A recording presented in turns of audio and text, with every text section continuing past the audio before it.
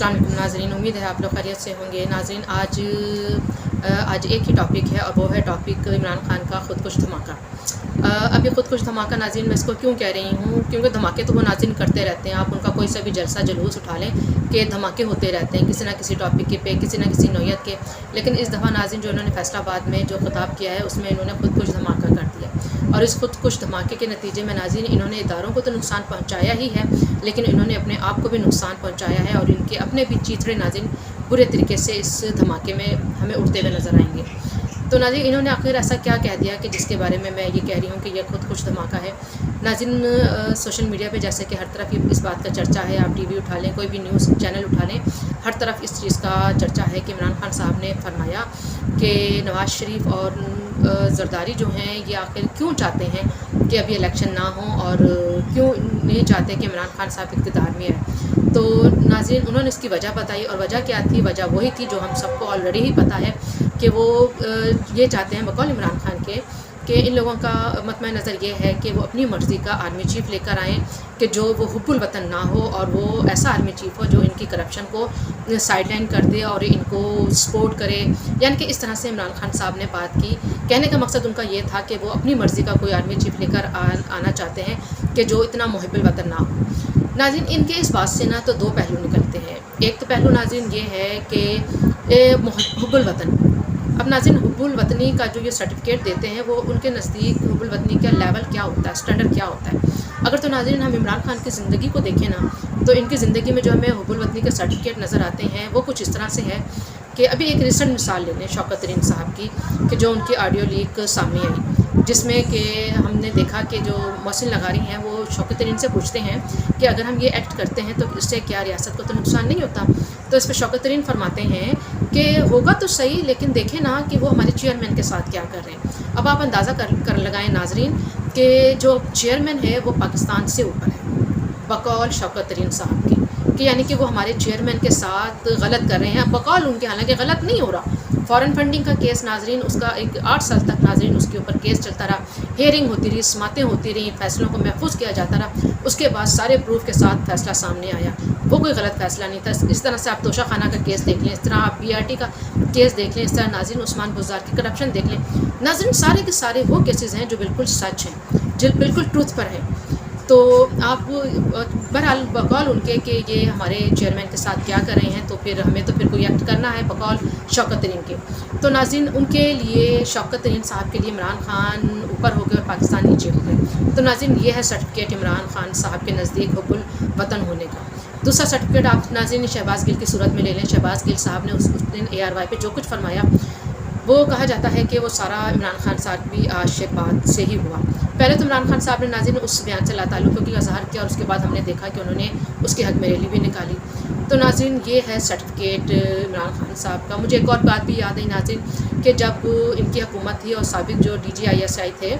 Asim Munir I think उनका नाम था, उन्होंने जब इमरान खान साहब को इतला किया कि आप ज़रा अपने घर की तरफ देखें कि करप्शन के जो सबूत हैं वो आपके घर तक जा रहे हैं। उस्मान बुज़दार बहुत करप्शन कर रहे हैं और इसके अलावा उसमें फ़रा गोगी साहिबा इन्वॉल्व हैं और फ़रा गोगी का जो लिंक जा रहा है वो आपकी बेगम के साथ जा रहा है। तो नाज़रीन इस बात पे इमरान खान साहब ने बजाय इसके कि अपने घर की तरफ देखते, इस चीज़ को ख़त्म करते, करप्शन के जो बकौल उनके कि वो करप्शन का नारा लगा कर आए थे कि वो करप्शन को ख़त्म कर देंगे और सब करप्ट हैं, वो बहुत ईमानदार हैं, जैसे कि उनके फॉलोअर्स भी कहते हैं कि खान सब कुछ है लेकिन बेईमान नहीं है। चले बहरहाल जब नाज़रीन उन्होंने उनको बताया था तो इमरान खान साहब का क्या एक्शन था। इमरान खान साहब ने फ़ौरन ही उनको उनकी ट्रांसफ़र कर दी और फिर अपने जो पसंदीदा थे फैज़ हमीद साहब उनको ले आए थे। तो नाज़रीन ये है मयार इमरान खान साहब का के नज़दीक हुब्बुल वतनी का। एक बात तो नाज़रीन ये हो गई। नाज़रीन दूसरी बात ये हुई कि इन्होंने कहा कि जो भी लीडर आएगा, जो भी आर्मी चीफ़ आएगा वो ऐसा हो नवाज शरीफ ज़रदारी के जो करप्शन को छुपा सके।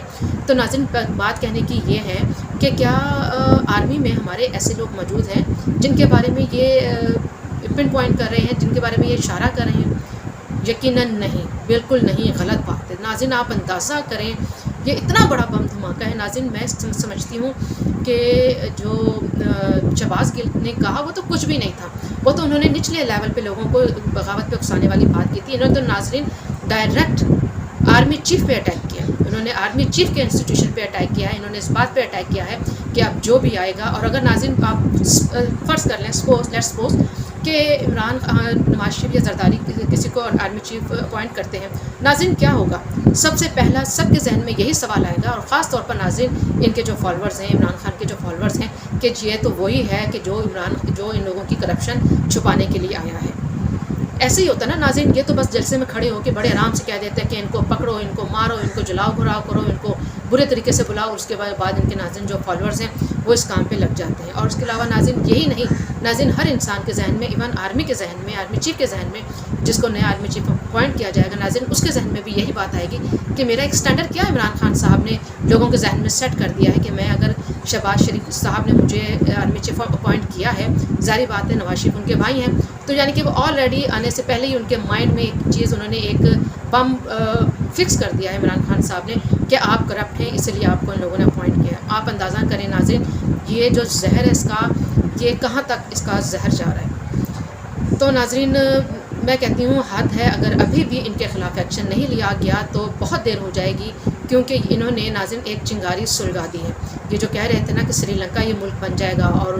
اس ملک کو تباہ کر دو، اس پہ ایٹم بم پھینک دو، اگر ان لوگوں کو آپ لوگوں نے لگانا تھا تو بہتر تھا کہ ایٹم بم، انہوں نے ناظرین اپنی طرف سے یہ تیلی پھینک دی ہے،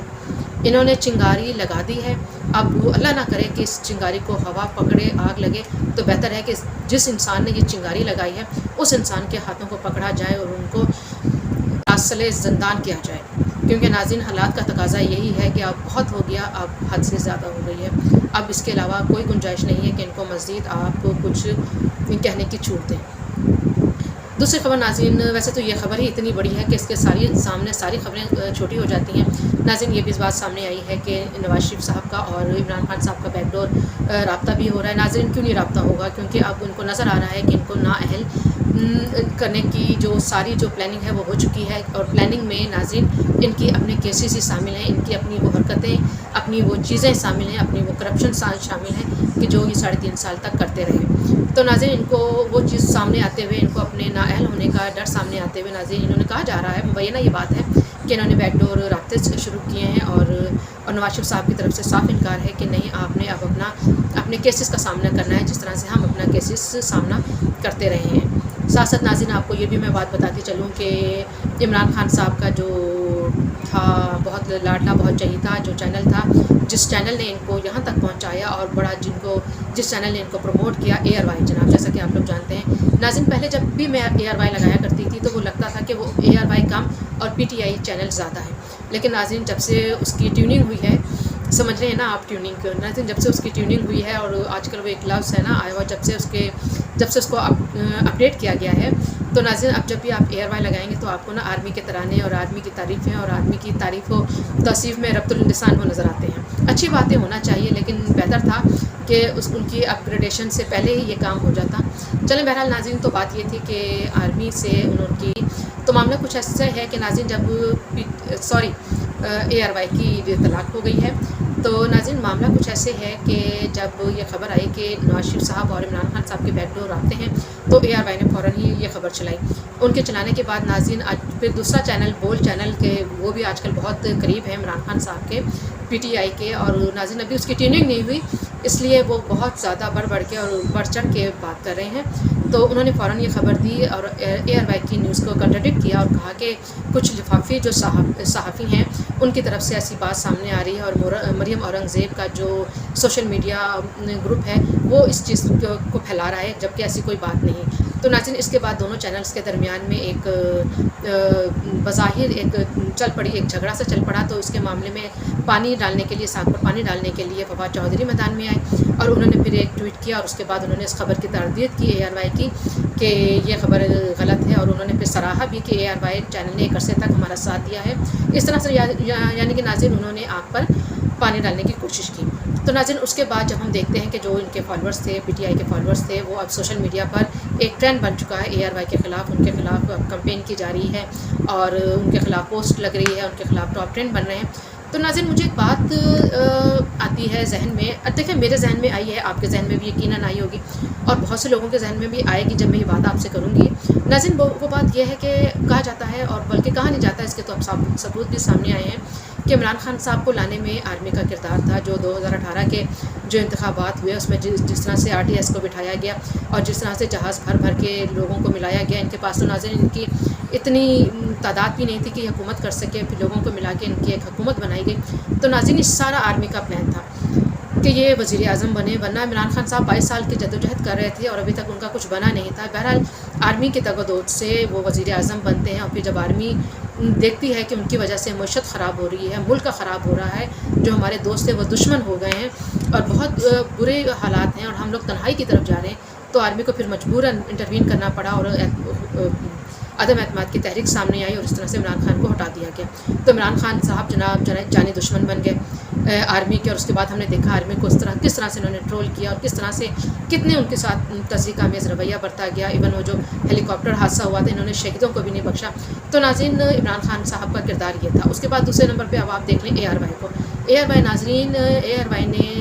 PTI کی محبت میں، عمران خان صاحب کی محبت میں یہ بھی بہت آگے تک گئے ہیں. سارا دن ان کی کوریج کرتے گئے اور ان کی تقریریں لائیو نشر کرتے گئے اور ہر بات شہباز گل کا ناظرین پوری تقریر انہوں نے لائیو نشر کی. اور اس کے بعد جب ان کے اوپر